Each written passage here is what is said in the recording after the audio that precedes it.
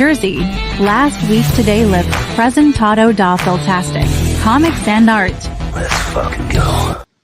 You know, I really have to figure out how the intros and everything work. Yeah, I don't even know if that's the intro I want to stick with, just because it is on full blast in my ears. And I always forget to, like, give it a minute.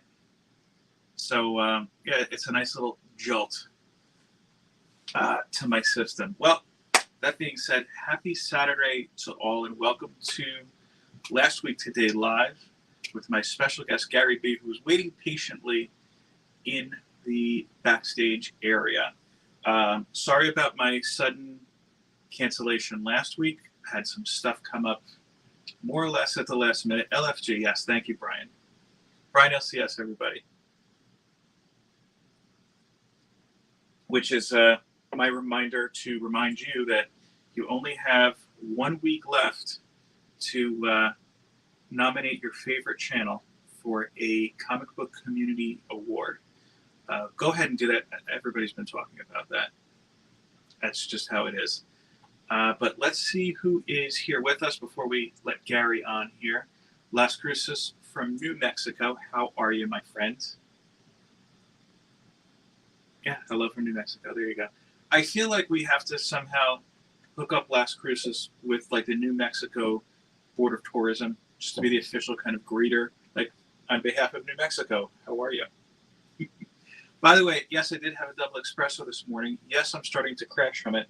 That's why we have the coffee here. So you'll see one of two things. You'll either see me just at one point, or you will just see a sudden explosion of caffeine. Either way, we're here for it. Psychedelic Paul, how you doing, sir? I hope you're keeping up well in this heat. Wellbore from the Great White North. Mr. Brian LCS. Brian, I just tagged you, by the way, in a post for CJ. I was just curious, is it true that the women he has in his promos are former LCS dancers that had to be cut? You know, I'm not going to speculate why. I'm not going to say if it's, you know, like a Disney princess, if they aged out, or, you know, maybe Brian is like a Bob Fosse or something and the LCS dancer gained too much weight. I'm just guessing. I don't know for sure. Let's not start these rumors. But yeah, I feel like they go from Brian and go over to CJ, you know? Joe from Anachronic. I had a great time last night on the Espresso Mail Call. Joe, you know what? I keep forgetting to bring up to you. I think I'm going to grab one day. I just heard about pocket coffee. If you're not familiar, let me know, because I want to find some around here, some real, like, Italian one, not like some watered down knockoff. Barry, hello. Let's see. Neil Lowe, how are you, Neil? I missed you this morning on Fanboy Prime. I had to go to two grocery stores this morning, so I didn't walk into the house until about 20 to 10, and I got on just as Fanboy and his wife were signing off. That's just how it goes. Confirmation it's true. There you go. Kenneth, my friend, I hope you're doing well. All right, so I had him waiting for a while. Let's go ahead and bring on the man of the hour, at least for the past 24 hours. I feel like he's been on everywhere. Mr. Gary B. So let's get you on here, Gary. Coming to the stage, Mr. B. How are you, sir? I'm well. Good morning. Good morning. You know, I had a thought this morning as I was driving back from the grocery store. I was like, I should get like a garbage plate in honor of Gary, just to have as part of a breakfast. But then two things happened. Number one, I did a Google search and they're just nowhere near me. And number two, I felt kind of hurt, I guess you could say. My heart just go, no, don't do it. Right? Yeah, I live here and I don't eat garbage plates. That's just a nap and a diabetic coma after. Though I did read, I can't remember what exactly. I don't know if it was sausage and pepper sandwiches, also originating in Rochester, something good. That was like, all right, I could deal with that. But I need to apologize to you for two reasons. Number one, sorry for the last minute-ish cancellation last week. Some stuff popped up and you took it in stride. I appreciate that. Oh, no problem. Life is life, you know. Number two, when I was making the promo art last week, I was putting stuff together, and I like to try to put together things that people are associated with or that people like. And afterwards, I was like, why did I put the Micronauts on top of Gary's head? And I was like, and then it occurred to me later in the week, oh, no, I remember Gary's a big fan of Rom. That's what I meant to grab. So that's when I did the corrected picture on Thursday. I was like, all right, here's Rom. That's all right. So you may not know, but I also have the complete first run of Micronauts and the second run of Micronauts, so it works. Maybe you said that, and that's why I thought Micronauts, because I remembered Rom. I remembered you're big on Rom. I think when we were talking... Yeah, Rom is one of my favorites. Yeah. Just a great Bill Mantlo series, beginning to end. And I feel like they... Am I wrong in thinking they tried to kind of creep him back in at one point? And IDW had the rights for a while, and they wrote... I have the IDW ROMs. They went a more military route and not as much a Space Knight route, so it was lacking in heart. I remember. The soul of it was gone. I think at the beginning of the Krakoan X-Men, I feel like he popped up in Cable, like when it was young Cable for a minute. I might be imagining that. I don't know if Marvel has a license anymore because it's a Hasbro property. I know they released like some covers, some facsimiles of the first issue this last year. I have to look it up because and then they did the collected when he had the 2-part issues with the X-Men. Yeah, because I feel like he popped up, and I remember just being weirdly out of place. But I have to see, and then it was like one of those things, like so many things, like, oh yeah, that didn't happen, or we're just moving past. Right. I mean, I would like to see Rom come back. It's a great character. Plus, you have all this history in Marvel right now that you can't reference that he was a part of. Yeah, they'll always figure something out. I don't know. But I was trying to think now. Wasn't there something with the Skrulls, like one of the the race where the race that he fought, and then they made their way into the X books and stuff like that. Yeah, see, you know what it is? I think I've at the point, and you're probably in the same boat, where I've read so much, it's just all... Yeah, it kind of bleeds together. Yes. I kind of... Did that happen, or did I imagine? It's like the Sinbad Genie movie. Everybody remembers that just never happened. So, many people know this, of course. This isn't breaking news, that Gary has authored many books. The most recent one, of course, was Need, or as I keep saying, The Need. And I saw on Instagram the other day you started working on a new book. Yes.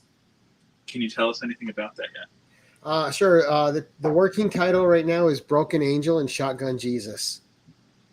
And these two characters come together through some very brutal means. It's definitely like an action, adventure, sci-fi horror tale. No erotica in this one because it's not part of the story, so it doesn't need to be there. I mean, it was in that book because it was part of the main element of the story and how the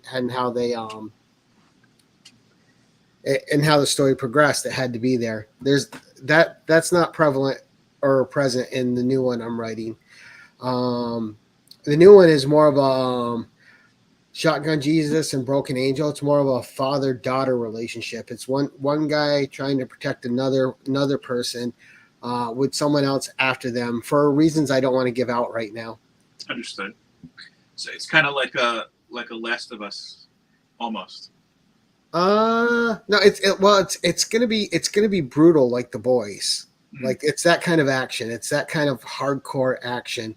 I think it's gonna be unrelenting, but it's gonna have a heart at its core. At least I hope that's how it comes across.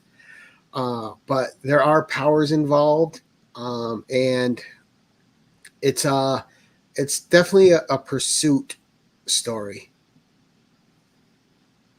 I mean, you have me intrigued. I definitely want to see it. I know you just started writing it, so it's probably going to be a little far out. But I remember, I think you were talking on Joe's channel about The Need, and you were saying that you try to do, which I thought was a brilliant way of doing it. You carry around that notebook and you try to do at least one page or 1 hour when you sit down? Yeah, like today today I want to get 2 pages done. So I already wrote half a page this morning. Then I had to go to the grocery store and do my parent stuff and, make sure there's enough food made for the kid and everything while I'm doing other things. So I'll get back to that later. And my mind's already working. And see, I don't mind leaving something because the whole time I leave it, my brain's working on it. Do you ever like just try to write like on a sticky note or something just so that you remember? I will put down quick notes for sure. If there's something specific I want to include that I don't want to forget, because at my age I'll forget, I will jot it down. Now, it seems like at least with the book you're working on now, you kind of have a vague idea of where you want to go with it. Is it something that you plot out in advance and you figure, let me get from A to B? Very loosely. I always know how it starts, obviously. I know what the main conflict is, and I have an idea where they're going. But the journey along the way, I let the characters tell me as I write them. Do you ever find yourself like halfway in and you're like, oh, I should have done this. Let me go back. Not yet, but don't jinx me. But I have gotten like 4 or 5 pages into like a new chapter or into something. Go, oh no, I want to change this back there, and then have to scrap 4 or 5 pages and start from that spot. It's kind of reminds me a little bit. You probably know that I'm doing the Dark Tower series with Evil and our whole little crew. Right. And I had never really read any Stephen King before. I'd seen the films, but I never read anything except for his memoir, which, if you haven't read as a writer, you may enjoy. I read Stephen King's book on writing. Yeah, that's it. His memoir. Yeah. I found it kind of surprising. He's like, yeah, I just started and let it go. I don't know how it's going to end and everything. But I'm starting to have the opinion that with the Dark Tower series specifically, I don't think he ever wanted it to end, and I don't know that we necessarily have seen it end. Right. So I don't know. Is it something that you always aspire to, the ending, or is it something like? No, the ending will come naturally. I think if you try to force an ending, it'll fall flat. Like when I wrote The Need, I didn't have the ending in mind. It just came to me when it was time, and I just wrote what seemed natural for it to end. Yeah, because it would have been easy just to carry on and into the next place and into the next, but that's boring. We already know their pattern now. We already know what's going to happen. So where I left it, the reader's mind can take them the rest of the journey. There's no reason to ruin what's there. Yeah, and so many times I feel like the writer is in a rush to get to the ending that you have. I mean, you know how like a dramatic kind of climb is. You usually see it in movies where you've got the rising action, then you get to the middle, and then all of a sudden it kind of goes down to a satisfactory conclusion. I feel like a lot of times when you force a writer to come to an end, or when a writer is forced to come to an end, instead of like a natural kind of a triangle, it's more of like a triangle and then like a stiff cliff. just an immediate fall, huh? Just a thud, like, and over, paving. Stepping over into the abyss. I have to ask you one question about The Need that's bothered me. Sure. I know that you're in general not a fan of Venom. I felt like, and maybe I just need to read it closer, the thing that's bonded to her is kind of like a Venom-like creature almost. Like it is a symbiote type creature, yes. So I'm just kind of curious, if you're not a fan of Venom, why did you go that route with this story? That's just what came to me, and it wasn't about Venom. So if you really look deep into that book, and that, I mean, not that it's all that deep, right? But if you look into it, I think my influence is really obvious, and it's not Venom. Everybody jumps to Venom because we're in comics, right? And we talk in the comic space. But to me, this is like a more adult tale of Species. I got Species a little bit too, to be honest with you. And Species was really influential on me. I still watch the movie. I still love it, and I just liked the creature just had one. The creature wasn't really bad or good. It's just doing what it had to survive. And when I bring these two together, that's what they're doing. They're just doing what they need to do to survive, but that creates a villain arc for them, for us.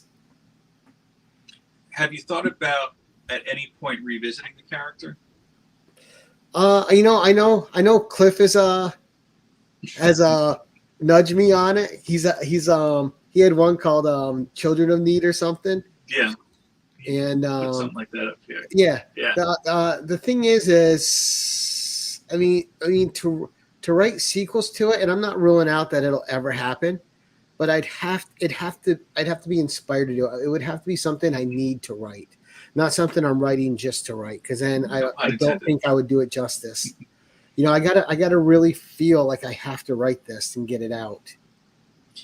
Now, I think you nailed it when you said, everybody thinks of Venom because of comics. After you said Species, it kind of clicks into me. And you're right. I think that if you felt like you had to, rather than you do a sequel, rather than you had to, then you needed to do another sequel, it would kind of come out like the second or seldom talked about or third Species film, where, it was definitely a not as well received, we'll say. Yeah, and I like all the Species films, actually, 1, 2, 3, and 4. But I didn't know there was a fourth until you just said it. I think there was a fourth. There was one that had a different actress. She was taking over the role after Natasha Henstridge, and that one was decent too. I'm trying to think. Yeah, because I think the first three had Natasha in it.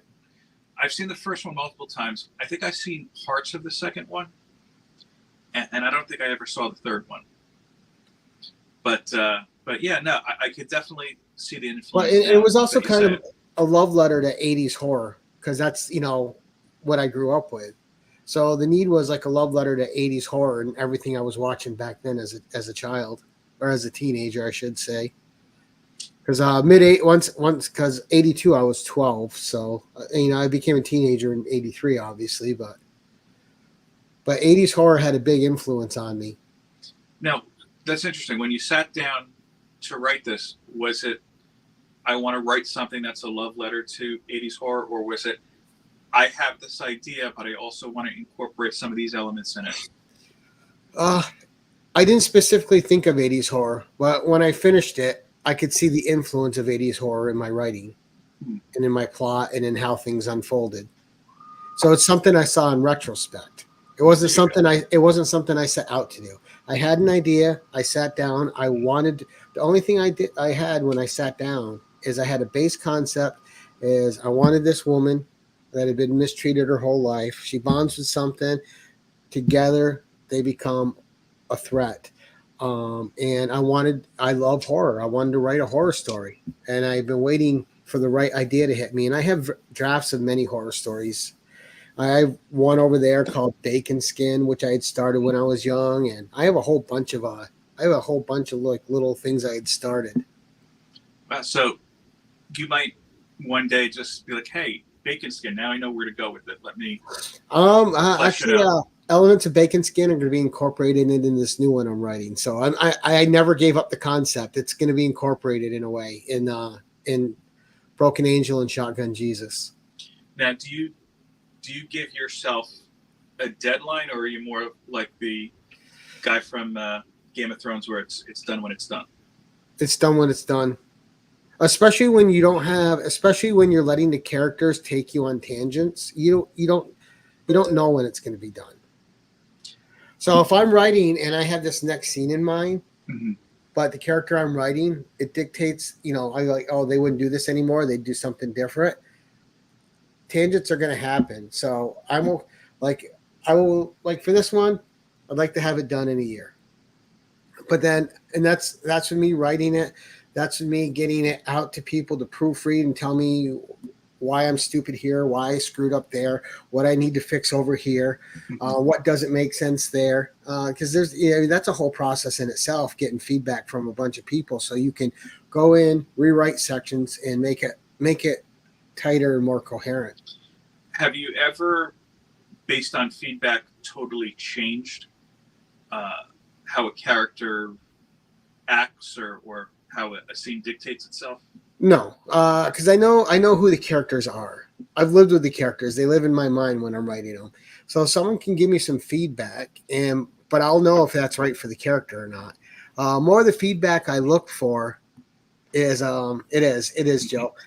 More of the feedback I'm looking for is like technical, like like misspelling, carry on sentences, mispunctuation, misspelled words, misuse of words, context that might need to be there that's not, or in my mind I've made the leap as to why they're doing this, where it might not be evident to the reader, so I might need to add something there to bridge that for the reader. It's good. Do you kind of model yourself out of after any particular writer or whatnot? No, I don't think I'm talented enough to model myself after any writer. Well, Levy said maybe models wrong word. Do you feel like you're influenced by any particular writers? I'm influenced by pulp, like short form horror fiction, like pulp magazines, like Weird, like the kind Robert E. Howard used to write. So I guess if I'm influenced by anyone, it would probably be Robert E. Howard, and also Clive Barker, because he would put on the page what he thought was right, and when you read Clive, there's horror, there's mysticism, there's fantasy, there's life, there's eroticism. He wasn't afraid just to write what he thought needed to be written. So I try to approach my stories that way. If I was afraid of what people thought when they read something, I would have never released that. I kept this comment up here for a while because I had a question for Wellbore, actually. Because he just mentioned he stayed at Natasha Henstridge's aunt's bed and breakfast. How did he know it was her aunt? Did she have like, oh, you're going to be in the Species 1 room, you'll be in the Species 2 room? I don't remember any other Natasha Henstridge films off the top of my head. I remember the late 90s that she was, for lack of a better word, the it girl for a little bit. Yeah, she was in a lot of films. Yeah, that was my senior year of high school, I think. Well, she's still acting. I just think she's more in like streaming services now, movies and stuff like that, and TV shows. Well, I'm going to be falling down the Natasha Henstridge hole, I guess, afterwards. Just Googling it. Hey, whatever. Yeah, she was in the John Carpenter movie, the Mars one. Oh, wait, Ice Cube? Yes. Oh, here you go. There were pictures on the walls, and her aunt name dropped. What's that? He said there were pictures on the walls at the Airbnb. Yeah, because right now I'm looking at her. She's 49, so she's still relatively young. She's 49. I feel like she would have been older. I don't know why. Oh, yep. Also, she was in The Whole 9 Yards. Ghost of Mars, that was the name of it. I remember The Whole 9 Yards. I didn't see the sequel. That might have been the last Natasha Henstridge film I've seen. But yeah, I'm shocked because I think I was like 16 when Species came out, so she was only like 20 then. Yeah, she had to be pretty young. I had no idea. See, the more you know. Well, I think she was like Mila Jovovich, right? She just went from modeling to acting. Well, I remember years ago, my mom used to watch a lot of, I think it was like Regis and Kathy Lee at the time.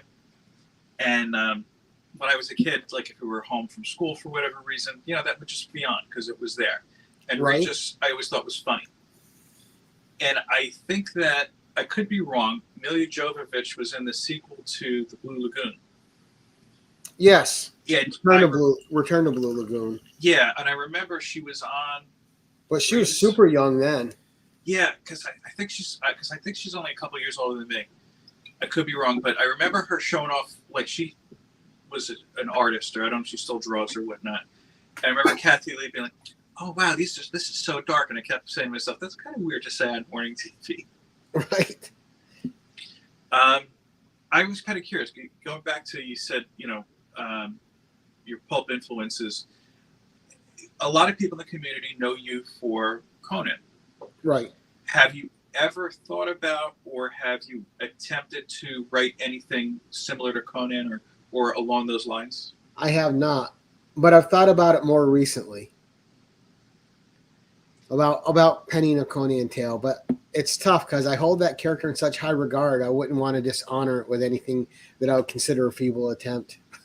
You wouldn't want like No Man the Barbarian. No, if I did, I wouldn't make a copycat character. I'd write a pastiche. A pastiche. Yes. What is a pastiche?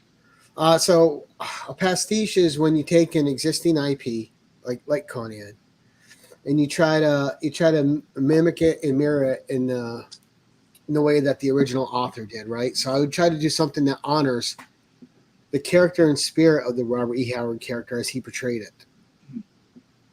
I know that, the thing about Conan, both you and Matt Woods show such passion for this character.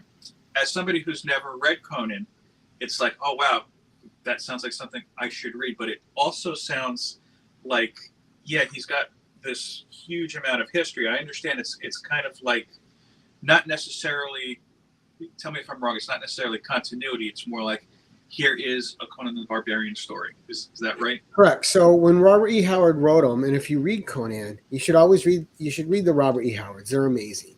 They jump around in Conan's timeline in his life, and there was a reason for that. But Robert E. Howard said, as well as I can quote it, but he would sit down, and it was like Conan was, and the reason that they're anachronic. There you go, Joe. The reason the stories are chronologically misplaced in their order is because he always wrote them like Conan was visiting him and talking to him over his shoulder and telling him a tale. He never knew what tale Conan was going to tell him or from what time or from what adventure. So it would just be whatever adventure he was being told that time. Like when your grandfather or your father's telling you a tale. They're not telling you tales in order of how they happen to them. They're just telling you tales that they think you want to hear or need to hear at that time, or that they want to tell that's important to them to get out. Do you ever see yourself writing an expansive kind of universe like how Conan has? I don't know. I'm a really big fan of one-off stories, and I really miss one-off issues in comics where you can just pick up a comic and have a complete story in one issue. Everything now has got to have an overarching story, and it's got to be 4 to 12 issues or what have you. I really like stories that are just one-offs.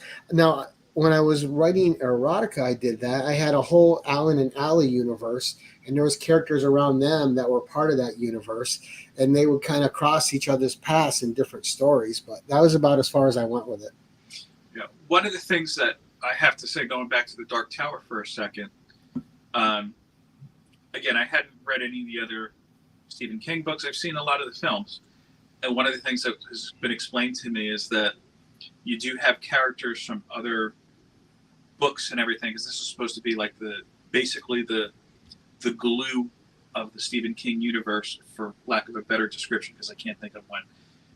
So, like he's got apparently Pennywise is referenced, in these books. Right. The threads are there, but it's not an obvious tie-in. Yeah. Do you ever see anything maybe like that? If it works, I guess. Perhaps. I mean, nothing's impossible. It depends what moves me and what I get inspired to write. I mean, I can't say for sure I wouldn't do anything ever, and I can't say for sure I would. Like, I'm very much, when I write, it's something I have to feel a need to do. It's got to be something I want to get out. I can't just go, oh, all right, I'm going to write a sequel to this just to write a sequel. No, I have to be inspired to write that sequel. I got to feel like I have to do it. Like there's more story to be told. Yes. I like that. No, I don't mind, like, say if like the need ever got picked up by someone, like say it ever got scripted and picked up for a movie, or it got picked up by like a Boom Studios or a Titan Comics or something, and then they wanted to assign other people to expand on that universe. That's fine. If they have stories to tell, like with the Aliens or Predator franchise, let them tell their stories. If people like them, they like them. If they don't like them, they don't like them. The original's always there. That's why I don't understand when people get mad at remakes, right? They're going to ruin it. Well, no, they're not. The original's always there. Just don't watch. If you don't like the remake, just don't watch the remake again. The original property is always there the way you enjoyed it. The only thing I have a problem with is remakes is I don't understand why they don't try to remake more movies that just didn't do well. Like Justice League was a great example. Like the first movie, you know, yes, this is with the asterisk, of course, whether you like Justice League or not, you know, just wasn't received very well. Like, all right, Zack Snyder threw a bunch more money behind it, expanded another 2 hours, and now you have a good film. Though I argue with those resources, how can you not have a good film? Right. Well, I mean, the reason you don't do it is because you already lost money once on it. It's even more of a risk the second time. Yeah, I don't know. It could be like, hey, remember that Jackie Chan movie that came out last year? It didn't do well. Well, here, we fixed a bunch of things. Well, I mean, things get that in the afterlife of movies, right? When something hits big on streaming, you'll see a sequel get greenlit all of a sudden. I always was curious. I guess the argument with Justice League is that you have the fandom that's built in and wanted to see things corrected. I was kind of shocked, I guess now thinking a bit more, that you never saw that with either the Crow films or the Matrix films, where the sequels were, in a way, at least in my opinion, that was like, this is best if you just forget that this ever happened and just like, oh, they should have made a sequel to the first one. But I go off track. I can't think of the word I'm using. We need a Dude, Where's Wolverine Car remake. Of course. And I think you'll see the Justice League again, but the thing is that's an ensemble film, and it's not one you rush. You set up the universe, like so. Gunn's universe is just beginning. You might see a JSL movie start getting made in 3 years after Superman comes out, after another Batman comes out, perhaps after another Wonder Woman, or even some of the ancillary characters that are part of that universe, right? But you want to see how those characters are received first before you greenlight another team film. Yeah, I mean, my overall feeling with Gunn, I feel like, and I'm not saying anything that hasn't been said already, he really shines when you're dealing with characters who maybe don't get that much attention, either because he can, you know, maybe take a little bit more liberty as far as expanding them a bit, or just, hey, I made this person more interesting. So I am very curious to see how he handles Superman, because here, you know, on one side, he's not directing it, right? I thought he is. Is he? I don't know, because I think he's the herald of that universe. He's the runner. So, you know, it's not necessarily him writing and doing all of these different movies. I don't think. I think he's just the head, and he's assigning people he thinks are right for these properties. I'm not up on my news. I thought he was writing and directing, because I remember like he's going right from, I think they said Creature Commanders to Peacemaker, right? But I thought he did Superman as well. I don't know. Well, let's see. I'm looking it up. I'm kind of curious, because here you have Superman, who is undoubtedly a well-known character throughout the world. So he is directing Superman Legacy. He's directed and written by him. Oh, confirmed by Joe as well, yeah. But, I mean, my whole thing is I think Superman is an interesting dichotomy, because you have a character that, again, undoubtedly one of the most well-known fictional characters in history, but at the same time, I've heard more in modern day writers don't know quite how to handle him. Some have complained, well, I don't know what to do with him because he's quote unquote overpowered. I argue that you're maybe looking at him from a different angle, but I'm kind of interested to see how Gunn handles it, keeping that. Well, I think too, a lot of modern writers, they're not telling a personal story with Superman.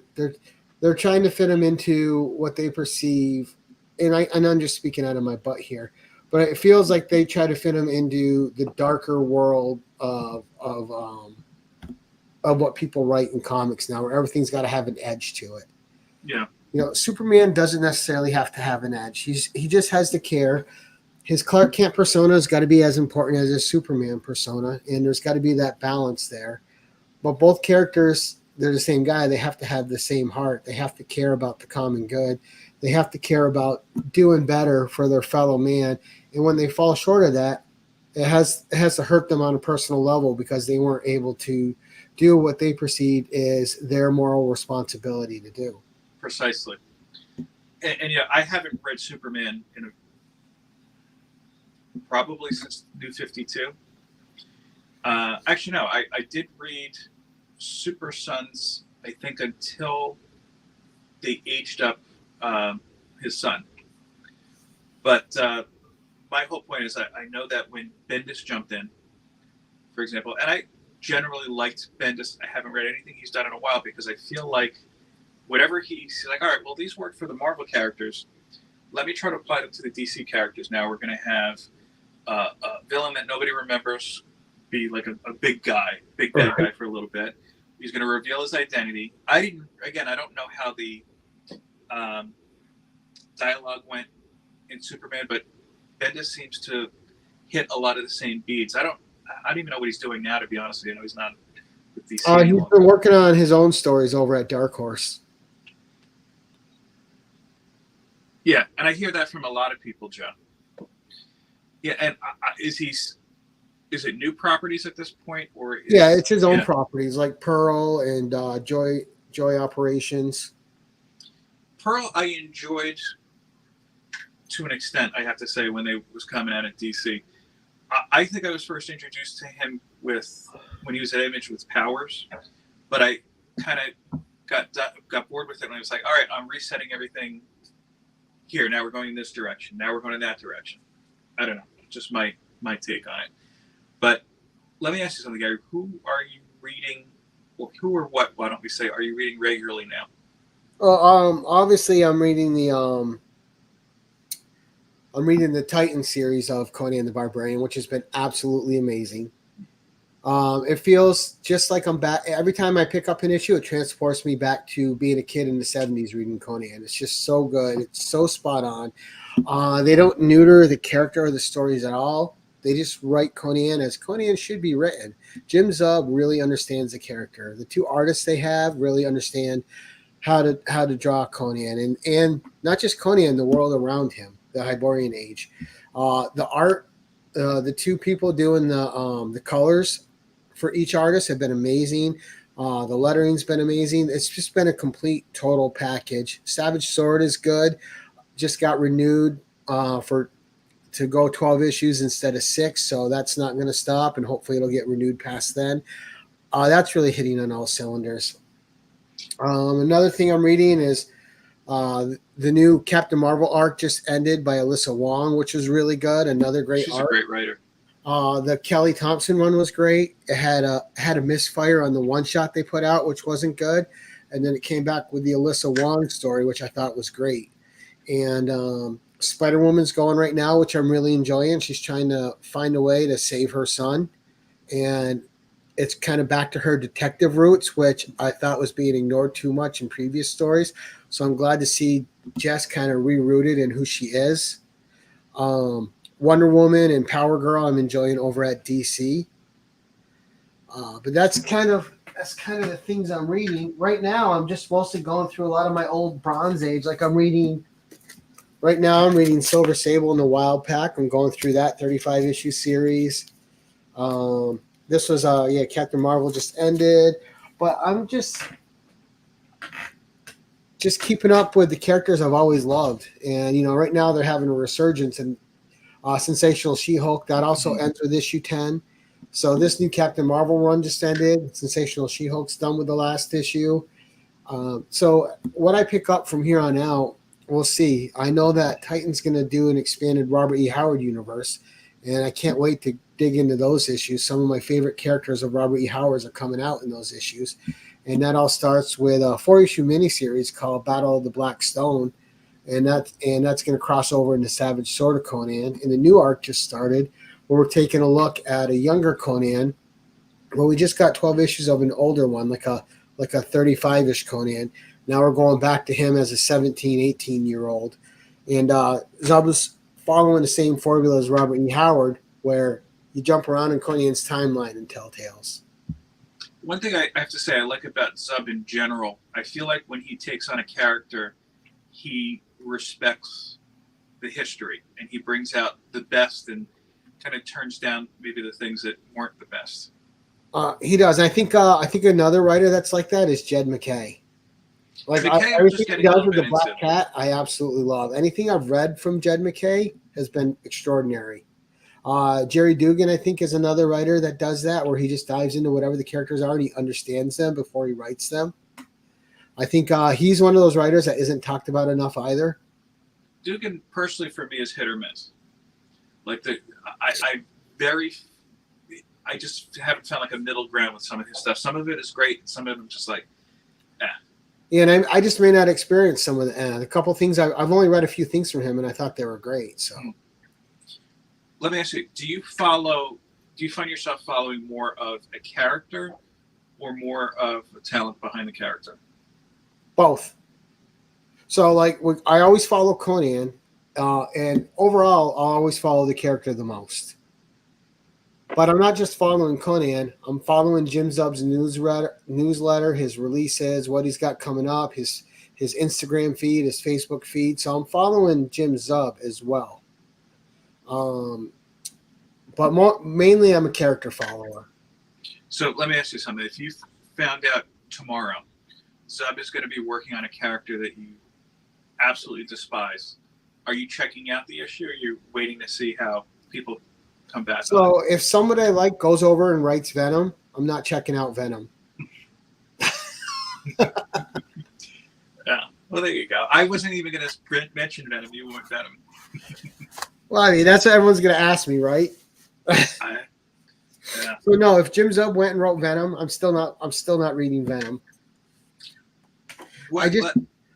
Now, having said that, I did pick up the Lethal Protector series because it had Silver Sable in it, and I follow that character. Oh, there you go. But I like the Silver Sable part. Venom just is annoying as hell to me in every aspect. I just can't stand the character. You're not talking about the original. You're talking about the Eddie Brock and Dylan. Oh no! I would say the only Venom that's tolerable would be the Agent Venom. Yeah, I liked Agent Venom a lot too. I was kind of sad to see him go, but when you say the Lethal Protector series, you mean the original? You talking about? No. They started with some new ones. They did 5 issues. Now they're going to come out with another one, but they have Silver Sable as part of that. Just give Silver Sable her own miniseries already again. Yeah, Marvel likes to do those 5-issue. I call them nostalgia series, and I don't mind them. I like them because you get a complete story. Some of them are good. Some of them are like, eh. I just finished. Chris Claremont did a Wolverine one with Captain America and Black Widow. That was fantastic. Probably the best of those 5-issue series I've read. On the flip side of that, I could tell you that I checked out, I think it was last year at this point, when X-Men were doing a bunch of the 5-issue series, War College, which was just absolutely terrible. It could have just been 4 or 5 issues of just pay us, and it would have been just as good. See, the only one I checked out was the Exterminators, and I loved it. Oh no, Exterminators was great. Yeah, Exterminators was fantastic. And I like the 3 Silk ones they had, although some people have hated them. I really enjoyed all 3 Silk series. All 3 of the 5-issue ones I really liked. I'm at the point with Marvel specifically where I'm like, okay, I'm going to stick to these, and then maybe I'll just kind of read these other ones digitally. And I feel like that's the most economic, certainly, to do it. I don't know. See, there's like DC has lost me recently because I was giving them a chance again, and I'm reading Wonder Woman, I'm reading Power Girl, but I was going to check out some other things, and I didn't because their price point is way above everybody else's. Most of their books they want $6 for. I'm like, no, thank you. Yeah, DC. Your competition's doing it for $4, and even if it's not $6, it's still $4.99. They have to still go above a buck above everybody else. It's DC, like DC. I've personally gone all digital with. If I'm buying something physical with DC, for me it's a cover buy, and it's at those prices. It does have to be a good cover because it's right. But it's just like, what are you doing to your fan base? You have everyone else's fan base, the Marvel fan base, the indie fan base, the individual companies that are in the indies. They're all charging $4 generally for their books. Yeah. But you're over here like, sorry, our books are $5 and $6 if you want them.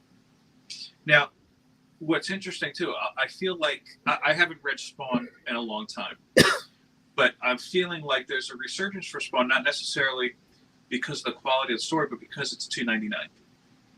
So, would you pay $2.99 for a story that you don't really like, or would you say like, hey, I'll save my $2.99 regardless? I would pay $2.99 to check out a story I'm not familiar with to see if I like it. But with DC at their price point, I won't check out a story at $6. It's true. I'll check out a story at $3 and then just get rid of that issue after. I'm not going to check out a story at $6. And then how good of a story does it have to be like, okay, at $6, I'm going to pick up the next issue? You know, 'cause I ran into that with Catwoman. Though I'll be honest with you, my own preference as far as writer goes, when they put Teenie Howard on, made it easier to pass. But yeah, at a certain point, it's like, all right, this is a nice cover that I'll put in a box and forget about. It's weird with Teenie Howard. I'm not trying to bash anybody, but I just anything I've read from her, I don't ever get that she understands the character she's writing. Same, and I think a lot of people find that. Hey, Shop. Let me ask you, what makes, just going back to Conan for a second, what makes for a good Conan story? Well, the thing is, people tend to misunderstand who Conan is. They assign him because he's Conan the Barbarian. They assign a level of stupidity to him which he doesn't possess. Conan's very calculating, very smart. Conan reads a room whenever he's in it, and he's ready to act whenever he needs to act, if he needs to act. In none of the Robert E. Howard tales is Conan dumb in any way. So you can always feel when a lesser writer, or a writer that may not be lesser but just didn't take the time to actually research anything about the character, writes him as gullible or dumb. He's not. So the first thing you have to do is realize when you sit down to write Conan is that he's smart. And two, he's got a code of ethics, which are in contrast to civilization. Because civilization is far more horrific than his barbaric customs and the way they treat people. So when he's entering a society of civilized people, the way they treat each other is just appalling to him. Like the way that they would sacrifice somebody, or the way that they would stomp on somebody for their own gain and step over them. The way they would betray someone they call family or friend, which is not something Conan would do. Mm. So he's always appalled at civilization and how they call him barbaric, but they're willing to cut each other's throats and just act in the most despicable ways which go against his honor. Conan also, with his code of honor, he gets in fights that he doesn't need to get into, right? He'll see one person outnumbered and he'll join the fray to help and he'll fight. He'll see a woman in danger and he'll jump in to fight. And they got to understand what his weaknesses are too. His weaknesses are vices: gambling, drinking, and women. He's got 3 big weaknesses. And most of his trouble and him getting into bad situations leads into that. You know, he just got this big purse of money. He's all set. He's got all his silver, gold, and copper coins.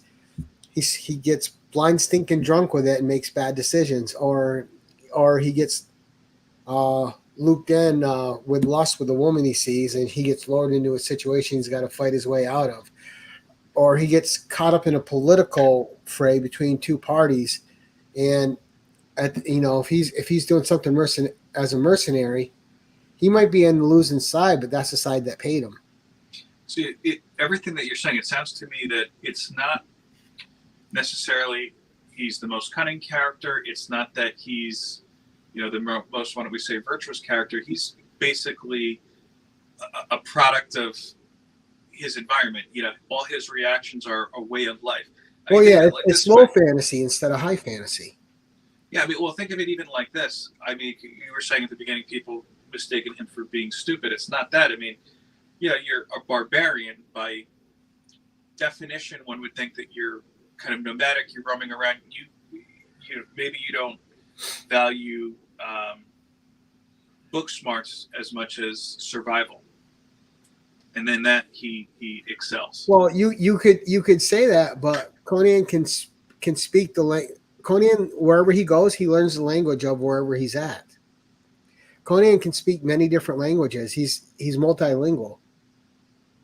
So he'll be in a room and everyone will be talking a different language, thinking Conan doesn't understand them, and he just stays quiet and he knows everything that's said. Conan is not a stupid character in any way. Right, but what I'm saying is like he knows all these languages because he understands that that's the difference between, it might be the difference, I should say, between him walking out of wherever he is and not. Right. Yeah. Yeah, I mean he is the ultimate survivor. Yeah, that actually brings a really interesting kind of perspective on the character for me. So let me ask, how the little I've read of Conan, I would say the most recent was Savage Avengers. Yes. What was your take on that? Did he fit well? The Gary Dugan run? Yeah, I think, yeah. 'Cause I only read The a couple first run, issues not the myself. second one. Yeah. The first run was one of the best beginning to end story arcs to me in comic history. It was so well written, except for the 3 issues where they tied in the stupid Null stories, where they forced them to tie that into that title, which they didn't belong in that title. But there was one hilarious scene in one of them though with Conan and Deadpool, because once Conan found out Deadpool couldn't die, he forcibly shoved him through some bars so he could free them after.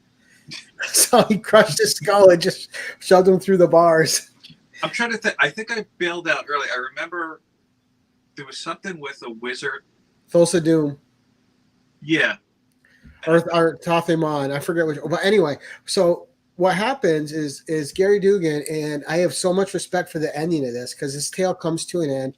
You have Conan misplaced in time, but still acting exactly who he is, not changing who he is, but trying to read the environment as he goes. You have him having dinner with Dr. Doom, and it doesn't feel out of place. You have him interacting with Doctor Strange and all these other people who don't understand him at all, who rather just kill him, but they need him for something. And Conan actually gets a symbiote in this story, and it kind of works. But it's only with him for a short time. But the ending of that story is so brilliant because almost any other writer, and I think Jim Zub would have wrote it great too. I think Jason Aaron probably would have wrote it well. But Dugan's end was so brilliant because everyone thinks that Conan's going to go back and do the barbaric thing, the savage thing, and just kill this child that grows up to be the most evil sorcerer across time that people have ever seen. And instead, when they send Conan back in time to kill him, Conan takes his child and brings him to a teacher to teach him a different path. Because Conan's got compassion. He realizes that, when he gets back there, he notices why this kid's becoming who he becomes.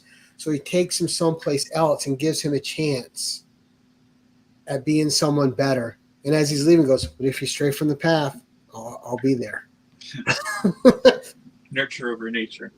But he's not just a discompassionate barbarian. He's got a heart. He's got a code of honor. He's not going to kill a child that grows up to be evil just to kill him. He presents him with a possibility of a different path. It's good. I like that.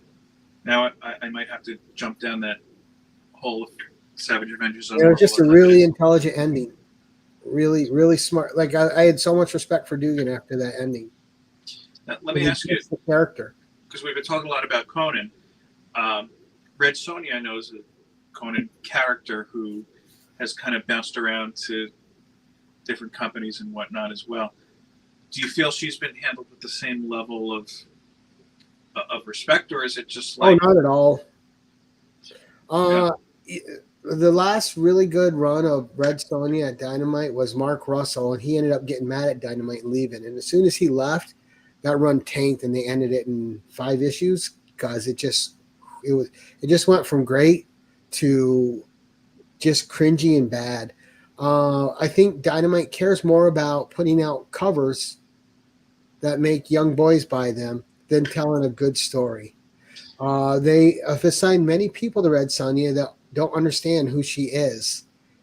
And it's too bad that the character's handled in that way, because she should be a character in high regard like Conan. Someone like when Sonya shows up, obviously she could be a threat, but she shares characteristics with Conan. She reads the room when she's in it.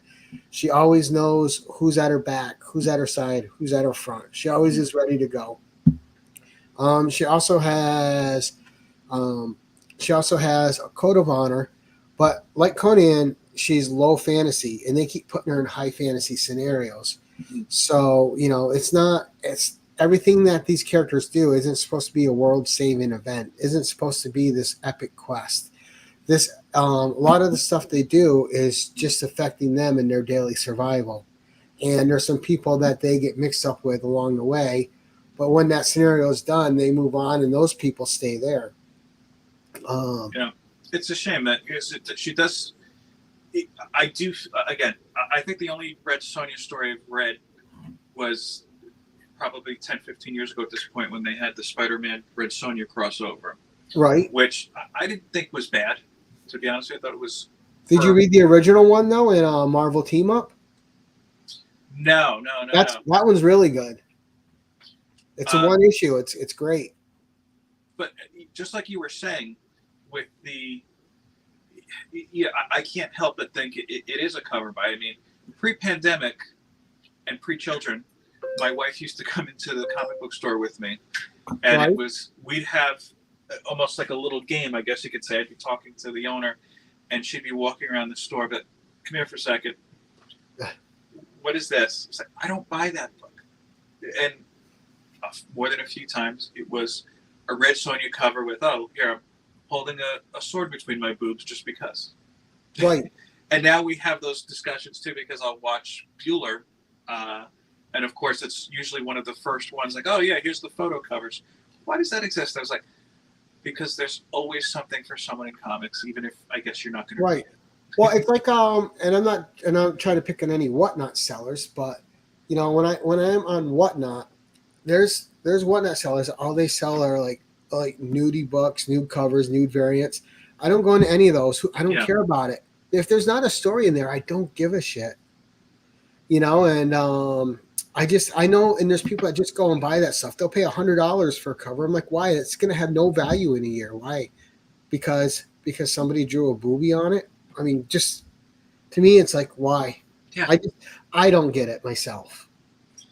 Well, like I said, there's something for everyone, and taste is negligible. Right. But then it's just like, oh, you got a good deal on that book. I'm like, good deal. I mean, people aren't going to be able to sell that for $5 in a year.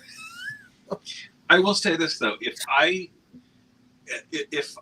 had no budget, I would get, just because I find him hilarious, I would get a Frank Cho blank cover commission. I love when he just does those. What do you call it? Outrage. But Frank Cho is great though, because he can still draw something that's sensual and sexy, but is within character. Yeah. Most artists, when they're drawing the women, they just draw a pinup. Agreed. Like Frank Cho's Sheena covers are fantastic, but they're within character. Yeah, and to that end too, you're saying it's out of character. I'll be honest with you. I'm 45 years old. I remember seeing Savage Land Rogue when I was maybe 10. Right. I don't know why. And I'll go ahead and I'll say it. Unknown Comics. Almost every other month, like, oh, here's a new Savage Land Rogue. Here's a new. It's like, dude, this was like a 2-issue arc. Right. Come on. What are you selling at this point? Unpopular thing is, so I don't care for cosplay covers. Same. I want art. Cosplay. Now, there's a few I do like, but they're not just posing. They're actually taking the time to set up an environment and actually staging something like the character would be in. Then that I'm okay with. But when it's just them like posing, I'm like, it just bores me. I agree. I mean, you have people who are into the character. It's a love letter to their character. Great, great expression. When you have some who, going back with my wife again, we went to Guard State Comic Fest a few years ago, and you know, eyes focused. I'm walking forward for a whole different reason. It's like, why was that girl wearing that? I was like, I don't know. I don't know her. Okay, maybe she's mad at her father. I don't know. Maybe she's a big fan. Right, like you're automatically supposed to know, right? Yes. It's like, I'm not going to ask. No, but we actually got creeped out big time by a cosplayer, and I think that's what kind of turned me off to cosplay. While we were walking around Garden State Comic Fest, there was a guy who had a great, and I tend to think he was just into the character, right? Green Goblin costume. Okay. And when we went, I think it's either we had just gotten engaged or we just got married. It was, I think, engaged, because that year, you know, we're walking around, we're holding hands. What's his face? The older artist, Steranko. Oh, Jim Steranko, yeah. Yeah, he was talking to us for 20 minutes about marriage. I'm like, I love this conversation, but we're holding up the line. As we're walking around, this Green Goblin guy keeps following us and just kind of getting our face like, oh, you don't, is she like your Mary? Is she like that your Gwen Stacy? And then I was like, hey, that's great costume. Like, and then like the third or fourth time, he came up and he was like, yeah, there's a bridge right over down the street. And I was like, all right, we're done now. Okay, let's right, back off. quit stalking us. Yes, and that kind of, I think, put a bad taste in my mouth with cosplay in general. But I digress. Right, because like sometimes it creates a mask of anonymity, and they kind of feel like they can act any way they want. Yeah, and it's like, it's great that you're into the character. Just don't be weird about it. Right. And I think, and I think that's a minority though, because I think most people are they're just nerds having fun, loving the character that they love. You're always going to have a weird person or two that just ruins it for everyone that's decent. Yeah, and I'll say this too. I love the guys who do like these massive like costumes that you need like a team. Like you've seen, remember the Hulkbuster armor guy? Right. I do like cosplay in the sense I love seeing how someone puts together and builds their own costumes. Some of these look like they're better than the movie costumes, where they just put so much love and care into it and they build it and it looks amazing. Now, I can't imagine putting hundreds of hours into building a costume that you can barely walk around in, but they look great. And that I respect. That's a passion. Yeah, no, that I agree with you on. And it's craftsmanship too. Oh yeah. I mean, there's probably people. Well, this is the con season, but there's probably people who, starting in the fall, are going to start working on their costumes for. Right. And I always think they got to be nervous going to a con with them, because if somebody bumps into them and breaks a piece of it, that's all those hours of work that are just gone. Oh wow, yeah. No, there's actually a guy that I know who he's tried to make like a second income out of doing con appearances, but he'll do he used to do a whole bunch of characters, but now he does just J. Jonah Jameson, and he'll appear at cons at a booth, like take your picture with J. Jonah, and I'm like, that sounds like it's exhausting just for the amount of yelling you have to do. Does he have the fake stogie? Because he's probably not allowed to have a real one. Fake stogie. He even does a little bit of the mustache, which is a little unnerving, I guess, outside of cosplay. Like, what are you going to do? Like, just shave it and grow it back in time for the next one. Or you could just glue a fake one on there. No, he goes real.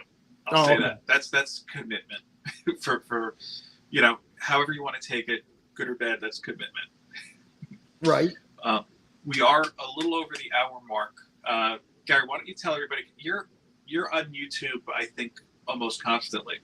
What do you have coming up? Say constantly. So next week, let me get my schedule up here. So next week, we have on Tuesday on the 10/11, we have a DVD edition with Chuck Hensey, who's doing some oddball DVDs. So we're going to see, go deep into Chuck Hensey's collection and see what he's bringing on the 1011.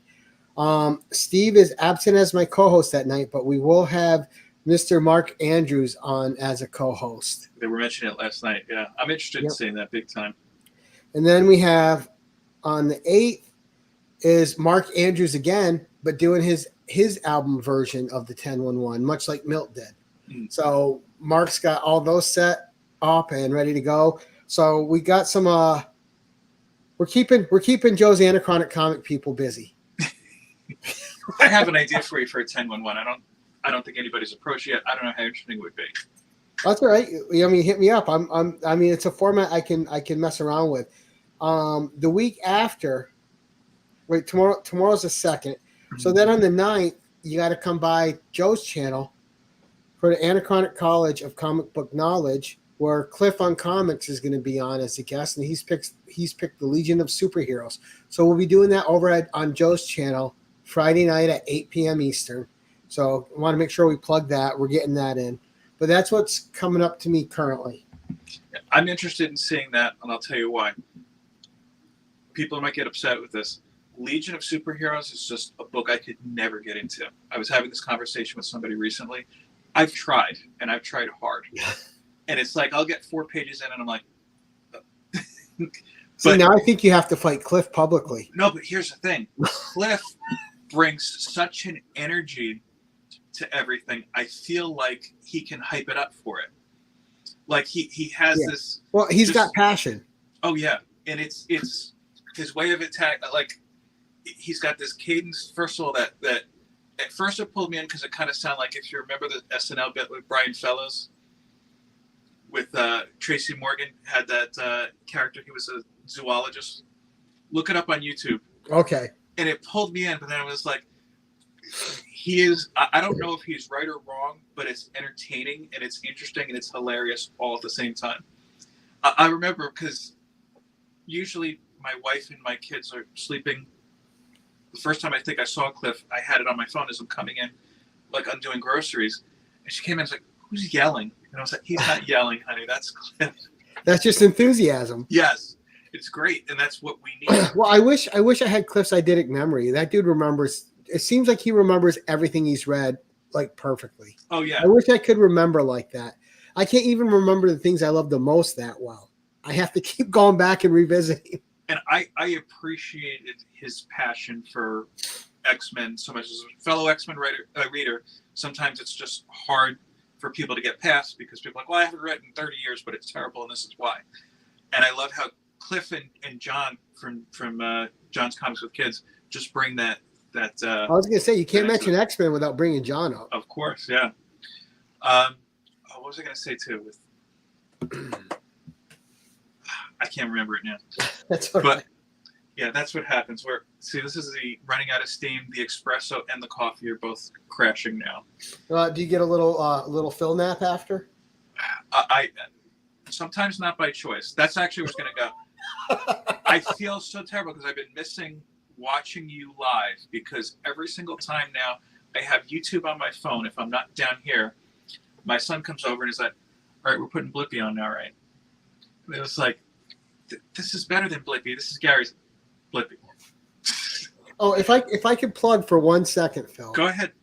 I did a live show last night, and I felt bad that it ran into your shows, but we went for 2.5 hours, and I had Gore Vidal on, and not the Gore Vidal, you know what I mean, Gore Vidal Comics. But no, he's just as interesting as I always say. We had such a great discussion. Him and I wanted to do a show together for a while, and last night we had some really fun discussions, and I think anyone that checks it out, obviously don't sit down and watch it in one sitting. You'll be there for 2.5 hours, but check it out in pieces. I think you'll enjoy all the topics we covered and just the stories that Gore shared from his experiences growing up and from his experiences in writing and reading. I definitely have to check that out. Now, see, I'm starting to be of the opinion that as far as live shows goes, there's only so much hours in the day. Yes. You're going to step on somebody. Just go with it. If people want to I agree too. check it, you can. There's always the rewind. like a year ago, 2 years ago, I would have been more like, well, so and so's got a show now, and I think you just got to do it. Hopefully, get a couple people in live because that always makes the discussion that much better. Right. But yeah, 'cause I ran into that 2 weeks ago when I did the show Saturday night. I was like, nobody's going to be on, and I was just like, screw it, people will find it. And sure enough, it was a very well reviewed show. Yeah. And it's weird because sometimes you don't know what's going on. Like there could be events. Like I was worried about one stream I had. I'm like, wow, I had like a quarter of the crowd I usually have. But like it was like 2 days later and it was all back up to normal numbers. So people were just busy that night, or there was other stuff. But yeah, and I think that's the way you got to go at this point, But I'm sorry, I had a message I had to answer. I'm not trying to be rude. No worries. I was just gonna say, look, I took up a lot of your time already today, going a little bit over than what I usually do. I appreciate you coming on, Gary, and talking to absolutely. us. It was great to just sit down and talk with you, Phil. Oh, thank you. So I think that time went by fast. Oh yeah. No, that's the thing with this. It's always like, oh, wow, are we talking this long already? Right. It's like a hangout. That's how I've been liking to doing this. I wasn't doing this for a while, like in this format, but this is my preferred format now. Nice. Yeah, it's great. I'll say this, everybody. I'm not going to be on next week. We've got something going on, but I'll be on the week after. I don't have a guest yet. If you want to come on, message me. Just say, hey, I want to come and hang out, or hey, I have something I want to talk about, and we'll do it. I do have some creators reaching out, so I might be doing some of those soon, but we shall see. If you want to come on, let me know. Okay. Just remind me because I'm busy and I will forget. And if I can make something, I'll make something. Oh yeah, I mean anybody too. I'll put you as in everybody. But Gary, I'd always love to have you on. All right. No, but yeah, thank you, man. It was a lot of fun. I had fun too. Well, to everybody else, thanks again for tuning in. I appreciate you giving me a portion of your weekend. I hope that you enjoy the rest of your weekend and have a great week. Peace, love, and comics.